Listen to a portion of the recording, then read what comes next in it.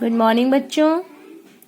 आज मैं आपको क्लास 6 की हिंदी पार्ट 3 भाई बहन पढ़ाने जा रही हूँ। इसमें मैंने फर्स्ट पार्ट में आपको पार्ट पढ़ के मैंने आपको समझाया था। इसमें आपको रक्षाबंधन के ऊपर बताया गया था, मतलब रक्षाबंधन के टाइम पे मैंने आपको ये वीडियो भेजा था। उसमें मैंने आपको बताया था कि एक भाई और एक बहन है ना, दो आपस में लड़ते रहते हैं। वहीं पर कौन रहती है, उसकी माँ रहती है। वो बार बार जाकर क्या करते हैं, आपस में एक दूसरे की शिकायत करते हैं, है ना। तो ये चीज उसकी माँ को अच्छी नहीं लगती है। वो कभी डांट देती है उसकी बहन को, मतलब बेटी को, और इस तरीके से वो अपने पुरानी बातों को याद करती है ना, कि वो अपने जब वो बचपन में थी तो अपने भाई के साथ में किस तरीके से उसकी भी लड़ाई होती थी छोटी छोटी चीजों पर, ग्रामोफोन पे, दूरबीन की वजह से, है ना, छोटी छोटी चीजों पे लड़ाई होती थी। तो वो भी अपने पुरानी चीजों को याद करती हुई सोचती है और क्या करती है, उसी उस पे वो अपने बच्चों को समझाने की कोशिश करती है। अब इसके सेकंड पार्ट में मैं आपको आगे का चैप्टर बताऊंगी। इसमें आप देखिए, यहाँ से हमें पढ़ना था, हम दोनों सीता के घर से जुलूस जुलूस देखेंगे माँ। अच्छा, ये जो भाई बहन है वो कहाँ जाना चाह रहे थे, सीता के घर। माँ से क्या देखने जाने चाह रहे थे, जुलूस देखने जा रहे थे, है ना। कमल ने विनम्र स्वर में अनुमति चाहिए। कमल मतलब ये बच्चा जो था, उसने मांगा, अपनी माँ से अनुमति मांगी, है ना, आज्ञा मांगा। नहीं जी, क्या अपने घर से दिखाई नहीं पड़ता। माँ ने देखा, दरवाजे की ओर से निर्मला खड़ी थी।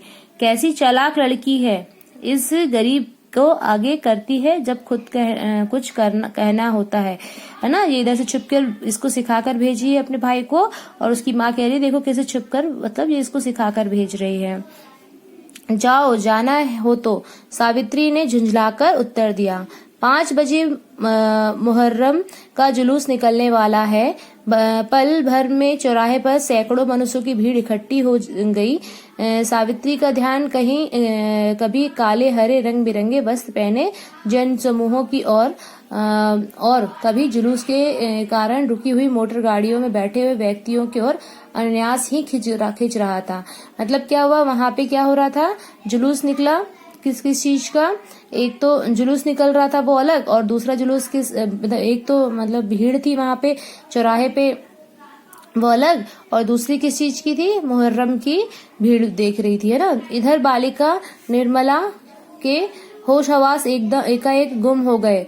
जो उसकी बच्ची थी उसके बारे में बताया जा रहा है ना, कि एकदम से उसके होश उड़ गए। क्यों, जब जल्दी से वापस लौटकर आते ही उसे सारे घर में कमल की परछाई तक नजर नहीं आई, है ना। मतलब उसका भाई क्या हुआ था, उससे दिखाई नहीं दे रहा था। वो घर पे आई और ढूंढने लगी अपने भाई को, और उसका भाई उसको नहीं दिखाई दे रहा था। व्याकुल सी हो वह एक कमरे में से दूसरे में, और फिर बरामदे में पंखहीन पक्षी की नई फड़फड़ाती हुई दौड़ने लगी। मतलब अपने भाई को ढूंढ रही थी। उसकी आंखों में आगे अंधेरा सा छा गया। उसे सब कुछ सुनसान सा प्रतीत होने लगा। मतलब उसको अब समझ में नहीं आ रहा था कि अब क्या होगा। वह माँ से कई बार छोटे बच्चों के भीड़ भाड़ में खो जाने का हाल सुन चुकी है। उसका भैया कमल वह क्या करे, है ना। मतलब वो उसका भाई गुम गया था ना, वो उसे ढूंढ रही थी। नीचे की सड़क पर भांति भांति के रंग बिरंगे खिलौने, नए नए रंग के गुब्बारे, कागज के पंखे, पतंग और भिन्न भिन्न प्रकार के सुर निकालते हुए बाजे लाकर बेचने वालों का बाल जगत के प्रति एक सम्मोहन जाल सा बिछा रखा है। मतलब वहां पे बहुत सारे खिलौने, रंग बिरंगे गुब्बारे, कागज के पंखे, ये सब पतंग बिक रहे थे। तो वहां पे नीचे बस घर के नीचे, है ना, कुछ दूर से मानो नेपथ्य में से ढमाढम ढोल बाजों की ध्वनि बजती आ रही है। निर्मला इन सब चिंताकर्षण चीजों को बिना देखे सुने ही भीड़ भाड़ को चीरती हुई वेग रूपक पूर्वक भागती सीता के घर भी हो आई। मतलब वो सब जगह दौड़ते सब जगह ढूंढ रही थी कि कहाँ है उसका भाई, कहाँ है। पर कमल अपने फ्रेंड सीता के घर पे भी देख के आई, पर कमल तो वहां भी नहीं थे, वहां भी नहीं मिला। रोते रोते निर्मला की आंखें सूज गई थी, मतलब वो रोने लगी अपने भाई के लिए। चेहरे का रंग सफेद पड़ गया।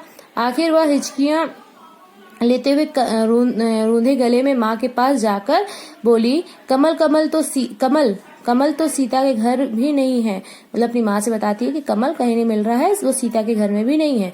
सावित्री का तन बदन एक बार सहज कांप उठा। क्षण भर में भीड़, मोटर और गाड़ियों के भय से कई अनिष्ट आशंकाएं उसकी आंखों में के आगे घूम सी गई, किंतु वह अपने भीरू लड़के के नस नस से परिचित थी। उसे पूरा विश्वास था कि कमल जरूर ही कहीं न कहीं किसी दुकान पर खड़ा होगा। मतलब वो अपने बेटे के बारे में जानती थी कि कुछ भी हो जाए। पहले तो वो डर गई कि कहीं उसका एक्सीडेंट तो नहीं हो गया गाड़ियों से, मगर फिर वो सोची कि नहीं, कहीं वो मतलब कहीं भी होगा तो कहीं ना कहीं किसी दुकान के उस पे खड़ा होगा जरूर, किसी नौकर के साथ जुलूस देख रहा होगा। फिर भी उसने फूट फूट कर रोती हुई निर्मला को हृदय से नहीं लगाया और ना उसे धीरज बंधाया, बल्कि आश्चर्यचकित सी हो आश्वासन का एक शब्द तक कहे बिना मानो वह अपनी लड़की को रुलाई को समझने का प्रयत्न कर रही है। मतलब वो अपनी बेटी को समझाया नहीं, ना ही उसको तसल्ली दी कि नहीं तुम्हारा भाई आ जाए, कुछ नहीं बोला। और वो ये देखना चाहती थी कि वो अपने भाई के लिए कितना रोती है। रह रहकर एक नूतन अनुभूति उसके मन में होने लगी। मुझसे भी कहीं अधिक भला माँ के दिल से भी ज्यादा किसी और को कमल की चिंता हो सकती है। मतलब वो ये देख रही थी कि मतलब मुझसे भी ज्यादा उसके बेटे को उसकी बहन प्यार करती है। और यह निर्मला तो रात दिन कमल को सताया करती थी। मतलब वो ये सोचती कि ये तो हमेशा उसे परेशान करती थी। जुलूस समाप्त हो गया। क्रमशः दर्शकों की झुंड भी छिन्न भिन्न होने लगी। मोटर गाड़ियों का धड़धड़ा आना जाना पूर्वतः जारी हो गया और सामने ही फुटपाथ पर पड़ोसी डॉक्टर साहब ने के नौकर का हाथ पकड़े कमल घर आता हुआ दिखाई दिया, है ना। जुलूस जैसे समाप्त हुआ, सब गाड़ियां, मोटर गाड़ियां भी मतलब अपने अपने घर जाने लगी।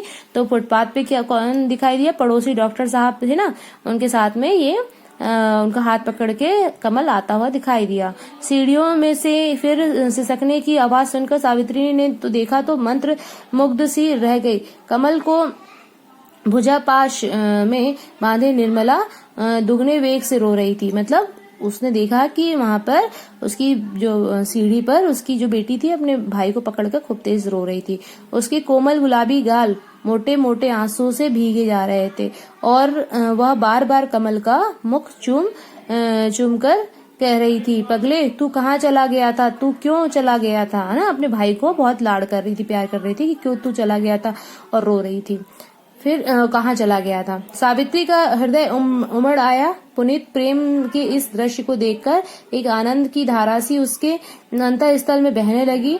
झड़ते हुए आंसू के साथ उसने कमल की जगह निर्मला को छाती से लगाकर उसका मुंह चूम लिया और कहा, बेटा तुम बिना कहे क्यों चले जाते हो। बहन को प्यार करो, देखो वह तुम्हारी खातिर कितना रोई है। मतलब वो अपने बेटे से कहती है कि देखो तुम्हारी बहन तुमसे कितना प्यार करती है, तुम्हारे लिए कितना रोई है, तुम उससे प्यार करो। तो क्या मैं नहीं रोया था? कमल बोल उठा। कमल क्या बोला? तो क्या मैं नहीं रोया था? तुम क्यों रो रहे थे जी, है ना, वो पूछती है। माँ ने कौतूहल बस से पूछा, माँ ने पूछा बेटे से, है ना। मुझे दीदी की याद आ रही थी। उसको किसकी याद आ रही थी? कमल को उसकी दीदी की याद आ रही थी। ठीक है, ये कहानी से आपको क्या शिक्षा मिलती है बताओ? ये कहानी से हमें ये शिक्षा मिलती है कि हमें अपने भाई बहनों से, हम तो लड़ाई तो करते हैं मगर उतना ही हम उनसे प्यार भी करते हैं, है ना। चलिए, अब आपको ये कहानी अच्छी लगी ना? ये रक्षाबंधन के उस पे है और आपको आपके भाई बहन के बारे में बता रही है। अब आपको इसके बाद आपकी कॉपी में ये शब्दार्थ करने हैं और आपको ये जो एक्सरसाइज है मैं आपको PDF सेंड करूंगी, आपको कॉपी में करना है। ठीक है बच्चों, थैंक यू।